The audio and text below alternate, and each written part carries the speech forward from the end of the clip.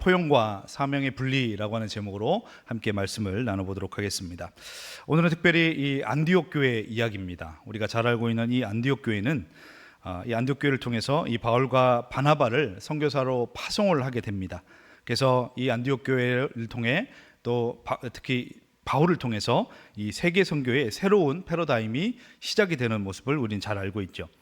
그래서 이 복음이 어디까지 퍼지냐면 아시아를 비롯해서 유럽, 아프리카까지 퍼지게 되는 그런 놀라운 역사가 일어나게 됩니다. 이 일들 앞에 모든 일들이 어떤 사람의 잘한 것이 아니라 이 모든 것이 성령 하나님의, 이 선교하시는 성령 하나님의 그 강권적인 역사를 통해서 이 은혜가 일어난 줄로 믿습니다. 그리고 그와 더불어서 이 바나바라고 하는 사역자, 그리고 이 바울이라고 하는 하나님의 택함 받은 사람들의 이 모습들, 이들의 즉각적인 순종과 헌신을 통해서 이 놀라운 일들이 일어났다는 것이죠. 근데 오늘 저와 여러분이 함께 주목해 볼 것은 뭐냐면 이 하나님의 강권적인 역사 가운데 바나바와 또 바울을 비롯해서 위대했던 이 하나님의 사람들의 헌신도 있었지만 특별히 이 안디옥 교회 성도들의 믿음의 모습, 이 믿음의 모습이 너무나 귀했다는 사실입니다. 과연 이 안디옥 교회의 이 성도들의 이 모습, 그래서 그리스도인이라고 하는 그 별명이 이 바로 안디옥 교회 성도들에 의해서 생겨났다는 것이죠. 그래서 우리가 생각하면 저는 그리스도인입니다 라고 얘기하면 아주 멋있는, 나는 신앙인입니다 이렇게 우리가 표현하고 있습니다만, 당시만 해도 저 그리스도인들 그러면 아유 예수 닮은 것들, 이 그리스도쟁이들, 예수쟁이들, 이렇게 좀 비아냥된 듯한 그런 어투가 그리스도인이었다는 것이죠. 그럼에도 불구하고 이 그리스도인으로서 이 복음의 정체성을 가지고 과연 그 교회 안에서 어떻게 살아왔길래 하나님께서 이 교회를 축복하시고 이 교회와 또 믿음의 사람들을 통해서 하나님의 그 역사를 이루어 가셨는지를 잠시 한번 살펴보도록 하겠습니다. 먼저 그러면 우리는 안디옥 교회가 어떻게 시작이 되었는지를 아는 것이 중요할 줄로 믿습니다. 이 교회는 아시다시피 이 사도행전 7장에 스데반의 순교로 인해서 생겨진 그런 교회입니다. 사도행전 7장에 보시면 이 스데반의 순교하는 일을 통해서 예루살렘 교회에 큰 핍박이 일어나게 됩니다. 그리고 그 큰 핍박이 일어나게 되자 예루살렘 교회에 있던 많은 성도들이 흩어져서 피난 가면서 세워진 곳이 바로 이 안디옥 교회라는 것이죠.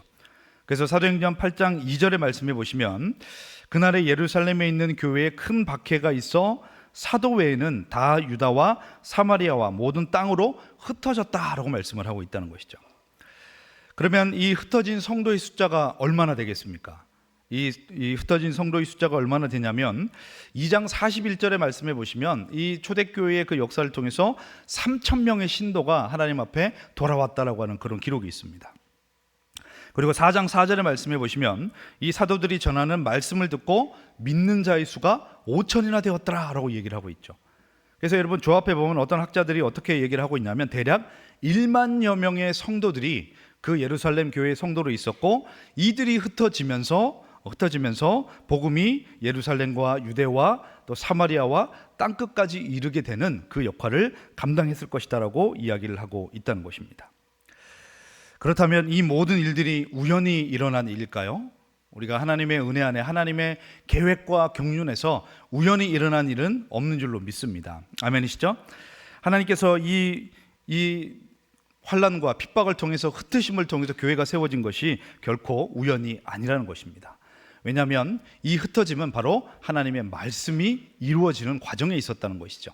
우리가 잘 아시는 것처럼 사도행전 1장 8절에 보시면 이런 말씀이 있습니다. 우리 다 같이 한번 읽어보겠습니다. 시작. 성령이 너희에게 임하시면 너희가 권능을 받고 예루살렘과 온 유대와 사마리아와 땅끝까지 이르러 내 증인이 되리라 하시니라. 아멘. 자, 이 말씀은 예수님께서 성령을 너희가 받아서 성령의 충만함을 받게 되면 너희가 내 증인이 될 텐데 예루살렘과 유대와 사마리아와 땅끝까지 이르러 전 모든 세계에 하나님의 복음을 전하는 너희가 사도가 되어야 된다고 말씀을 하고 있다는 것이죠.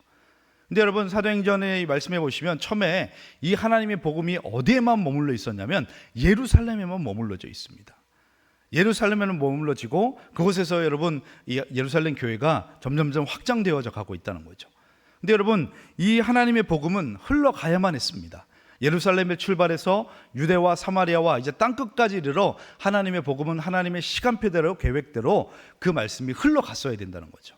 근데 머물러 있던 이 예루살렘 교회 가운데 특히 스데반의 순교로 와가는 이 사건을 통해서 하나님의 이 교회가 흩어지기 시작했고, 이 흩어짐을 통해서는 결국 하나님의 복음이 전해지고 말씀이 이루어지는 역사가 일어났다는 것을 우리는 볼 수 있다는 것입니다. 어떻게 보면 이 고난이라고 하는 것이, 저와 여러분이 당하고 있는 이 고난이라고 하는 것이 결코 헛된 것이 아닌 줄로 믿습니다. 왜냐하면 사도 바울은 고난이 없은즉 사생자라고 말씀하고 있지 않습니까?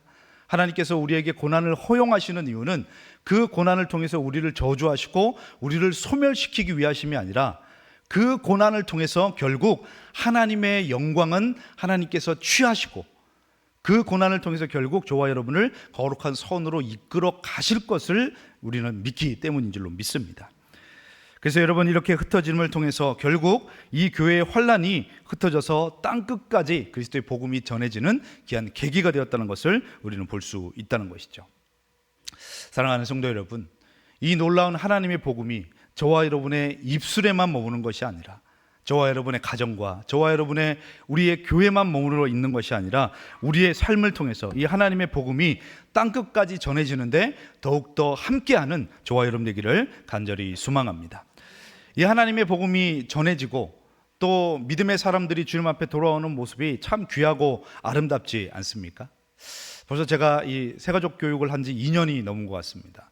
과연 이 새가족 분들을 제가 몇 분이나 수료를 강의를 하고 수료를 했나 이렇게 살펴봤더니 한 500분이 넘는 것 같아요. 500분 정도가 다 돼가는 것 같습니다. 근데 그분들이 오실 때마다 담임 목사님과 꼭 만나시고 또 그 뒤에서 이렇게 얘기를 들어보면 정말 하나님께서 저분이 우리 교회에 오시게 한 이유가 정말 하나님께서 하셨다라고 하는 그 은혜밖에 생각나지 않는다는 것이죠. 지난주 담임 목사님께서 소개하셨던 우리 교회에 오셨던 그 새가족분도 정말 여러분, 그분을 전도하시는 분의 그 모습과 또 그 전도되는 그 모습, 그리고 성경대학과 우리 교회 모든 행사를 통해서 그분이 하나님을 알아가는 그 모습을 볼 때 하나님의 이 복음의 역사는 지금도 살아계셔서 역사하시는 줄로 믿습니다. 근데 여러분, 그 복음이 우리의 입술에만 머물러 있어서는 안 될 줄로 믿습니다. 우리의 가정에서, 우리의 교회에서, 저와 여러분의 삶을 통해서 이 하나님의 복음이 더욱더 흘러가는데 크게 쓰임받는 우리가 되어야 될 줄로 믿습니다. 자, 그렇다면 이 지역으로 흩어졌는데 과연 이 흩어진 지역이 어디일까요? 우리가 사도행전 11장 19절의 말씀해 보시면, 그때 스데반의 일로 일어난 환란으로 말미암아 흩어진 자들이 베니게와 구브로와 안디옥까지 이르러 유대인에게만 말씀을 전했다라고 말씀을 하고 있죠. 자, 우리가 이 어제 성경대학을 통해서 오히려 지도가 기억이 나시죠? 갈릴리 요단강 사해 지중해, 기억이 나시죠? 애굽, 기억이 나실 줄 믿습니다. 그렇다면 과연 이 안디옥을 비롯해서 베니게, 구브로, 안디옥은 어느 지역에 있을까요? 궁금하시죠? 궁금하시면 2학기 신약 성경대학에 입학을 하시면 여러분 충분히 그 모든 문제가 해결될 줄로 믿습니다. 이쪽이 어디냐면 바로 이스라엘 북쪽 지역입니다. 안디옥은 북쪽 지역입니다. 이 북쪽 지역까지 하나님의 복음이 전해지게 되고, 전해지는 곳마다 하나님의 교회가 세워지게 되죠. 그리고 안디옥 교회, 안디옥이라는 곳에 이 흩어진 사람들이 모여서 교회가 세워지는데, 이 교회가 세워졌다는 소식을 듣고 이 예루살렘 교회에서 바나바라고 하는 이 사역자를 그곳에 파송을 하게 되는 거죠. 다시 말해서 오늘날로 얘기하면 이 안디옥 교회의 담임 목사로 바나바를 예루살렘 교회에서 파송을 하게 됩니다. 근데 이 바나바가 그곳에서 사역을 참 잘했다고 성경은 이야기를 하고 있어요. 근데 사역을 하던 중에 바나바가 어디를 가냐면 다소라고 하는 곳에 가서 이 바울이라고 하는 사람을 데리고 옵니다. 데리고 와가지고요, 그 안디옥 교회를 함께 목회를 하는 모습을 볼 수가 있죠. 근데 여기까지 우리가 잘 알고 있죠, 그죠? 근데 이 다소에 가서 바울을 데려와서 안디옥 교회에서 함께 사역을 하는데, 성경을 자세히 보시면 안디옥 교회 성도들이 바울이 오는 것을 반대하거나 좀 껄끄러워하거나 부담스러워했다라고는 그런 내용이 없다는 사실입니다. 그러면 안디옥 교회 성도들은 이 바울이 오는 것에 대해서 왜 부담스러워할 수도 있었을까요? 우리가 잘 아시는 것처럼 사도행전 8장에 스데반이 복음을 전하다가 순교를 당할 때 그 자리에, 핵심적인 자리에 누가 있었냐면 사도 바울이 있었다는 거죠. 이때는 회심하기 전이었죠. 이 사도 바울이 있었습니다. 이 그곳에서 큰 역할을 했다는 거죠. 그래서 사도행전 7장 58절의 말씀해 보시면 이런 말씀이 있는데요. 성 밖으로 내치고 돌로 칠세 증인들이 옷을 벗어 사울이라고 하는 청년의 발 앞에 두었다라고 얘기를 합니다. 이게 무슨 말씀이냐면 이 유대 전통에 의하면 이런 사형이나 어떤 형을 집행할 때 반드시 정확한 증인들 두세 명 이상이 있어야 합니다. 들어보셨죠? 그죠? 두세 명 이상의 확실한 증인이 있어야 그 사람을 처벌할 수 있었던 것이죠. 근데 만약에 이 두세 사람의 증인들이 거짓 증언을 했다, 그것이 발각이 되면 이 증인들도 돌에 맞아서 사형을 당할 수 있는 그런 제도가 유대민족들에게 있었다는 것이죠. 다시 말해서 이 스데반을 죽게 만들었던 이 거짓 증인들은 이 사울이라고 하는, 여러분 이때 당시 사울은 어떻습니까? 정말 대단한 스펙을 가진 사람이죠. 대단한 스펙을 가진 사람이고 정말 유력한 사람 중에 한 명이 바로 사울이었다는 거죠. 그러니까 사울 앞에 옷을 뒀다고 하는 것은 자기들의 거짓 증거가 탄로날까 봐 유력하고 유명한 사람을 증인으로 포섭을 했다라고 하는 의미가 거기에 있다는 것이죠. 그러면 사울이 가만히 서 있었는데 이 거짓 증인들이 와가지고 옷을 막 갖고 오니까 이러면서 이 사울이 거기에 있었던 것이 아닙니다. 우리가 8장 1절부터 말씀해 보시면 이 사울이 뭐라고 그러냐, 사울이 그가 죽임 당함을 마땅히 여겼다라고 말씀을 하고 있죠. 그리고 이 사도 바울, 이 사울이라고 하는 사람이 다메섹을 향해 가면서 믿는 사람들, 특히 교회를 진멸하고 각 집에 들어가서 남녀를 끌어다가 옥에다 넘기고 박해하는 일을 했는데요, 그 옥에다 넘기고 박해하는 일을 뭐라 그러냐면 내가 하나님을 열심히 섬기는 일 중에 하나다라고 여길 정도로 사도 바울이 그 일을 감당했다는 것이죠. 따라서 이 스데반의 순교와 이 교회의 핍박에 적극적으로 동참한 공범이 누구냐면 바로 사울이라는 사실입니다. 그리고 8장 2절에 보면 경건한 사람들이 스데반을 장사하고 와서 크게 울었더라라고 표현을 하고 있다는 거죠. 그렇다면 이 박해 현장에 있었던 이 사람들이 사울을 몰랐을까요? 사울을 알았을 겁니다. 이 사울이 어떤 사람이라는 것을 충분히 알았을 것이고, 어쨌든 여러분 그 순교라고 하는 일을 통해 대한 이 사울에 대한 원망과 그런 안타까움이 사울을 향해서 있었을 것입니다. 그리고 두 번째는 이 사울이요, 예수 믿는 사람들 그렇게 잡아다가 박해를 하니까 혹시나 내가 회심했습니다라고 거짓말하고 속여서 우리를 잡아가지 않을까라고 하는 그런 두려움도 있었다는 거죠. 근데 그런 두려움이 있음에도 불구하고 이 안디옥 교회는 어떠냐면 이 바나바가 바울을 데려오는데 한마디도 반대하지 않게 됩니다. 그 이유는 뭐냐면 이 교회의 질서를 따라 세운 바나바의 선택을 신뢰했습니다. 그리고 두 번째는 이 복음을 통한 이 사랑의 포용을 보여줬던 것이 바로 이 모습이었다는 것이죠. 자신들의 상처와 아픔, 감정들보다는 예수 그리스도의 복음이 살아있어 생명력 있게 전파되는 그 하나님의 일을 위해서 안디옥 교회 성도들은 더 우선순위와 삶의 모든 비전을 하나님의 영광과 복음 전파에 삶을 다했다는 것을 우리는 볼 수 있다는 것입니다. 사랑하는 성도 여러분, 우리 주위에 우리가 좀 이해되지 않는 분들이 좀 있습니다. 이 말씀을 드릴 때 딱 떠오르는 분들이 몇 분 계실 수도 있을 것 같습니다. 내 마음이 들지 않고 나와 맞지 않고 무엇인가 여러분 좀 불편한 그런 우리 지체들이 있을 수도 있습니다. 그것이 가족일 수도 있고 아니면 우리 교회 공동체 안에 아니면 직장 안에도 그런 분들이 있을 수 있다는 것이죠. 그러나 오늘 안디옥 교회는, 이 안디옥 교회 성도들은 비록 이 스데반 집사의 순교라고 하는 그런 아픔과 고난을 겪어서 여러분 이 피난을 가는 그런 어려움을 겪게 됐지만 그 일에 일조한 이 사도 바울을 미워하지 않고 의심하지 않고 하나님의 복음의 그 살아계신 능력을 믿고 사랑으로 포용하고 용서함을 통해 안디옥 교회가 하나님의 큰 일들을 감당하는데 그게 쓰임받았다는 것에 우리가 주목해야 될 줄로 믿습니다. 사랑하는 성도 여러분, 저와 여러분은 하나님께서 우리를 영적 레위인으로 세운 줄로 믿으시죠? 영적 레위인으로 세워서 귀한 일들을 감당하게 하신 줄로 믿습니다. 여러분, 이 나라와 민족을 위해서, 그리고 하나님의 나라의 완성을 위해서, 또 거룩한 일들을 위해서 저와 여러분들 그렇게 세운 줄로 믿습니다. 그 거룩한 사명을 위해서 이 하나님의 사랑과 포용과 이 용서와 사랑으로 말미암아 우리를 통해 하나님의 복음이 더욱더 찬란하게 전파되는데 방해받지 않는 우리의 삶이 되기를 간절히 소망합니다. 마지막으로 우리가 한 번 더 살펴볼 것은 뭐냐면 오늘 본문 2절에서 3절의 말씀입니다. 이 2절에서 3절의 말씀을 보시면 성령께서 이 안디옥 교회 가운데 또 명령을 하십니다.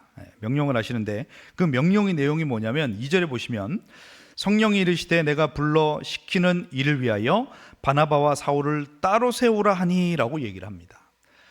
지금 여러분 총 정리를 해보시면 예루살렘 교회에서 하나님의 복음이 왕성했고 또 스데반의 일들을 통해서 많은 만여 명의 성도들이 여러분 소아시아를 비롯해서 아시아를 비롯해서 구브로 안디옥까지 복음이 전파되어서 여러분 어려운 가운데 겨우겨우 교회가 세워지고 이 안디옥 교회가 이 바나바를 통해서 더욱더 믿는 자의 수가 많아지고 교회가 탄탄해지고 또 믿음의 사람들이 많이 생겨나기 시작했습니다.